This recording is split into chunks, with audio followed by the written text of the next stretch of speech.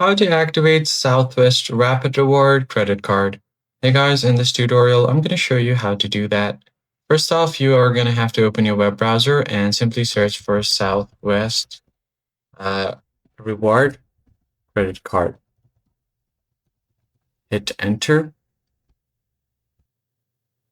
As you can see here, you should be able to see the rapid rewards for Southwest Airlines. Just go ahead and open this link up, or you can continue with Chase Bank as well.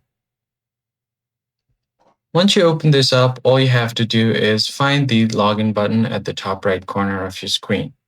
So here you should be able to see my account. So just tap on it. And then from here, you can just go ahead and log into your account. You could also go to this website here and tap on the login button at the top right corner.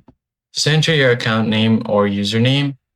And then you should be able to log in after you enter your password. Tap on login. Then you'll be able to see a list of your credit cards connected to your account.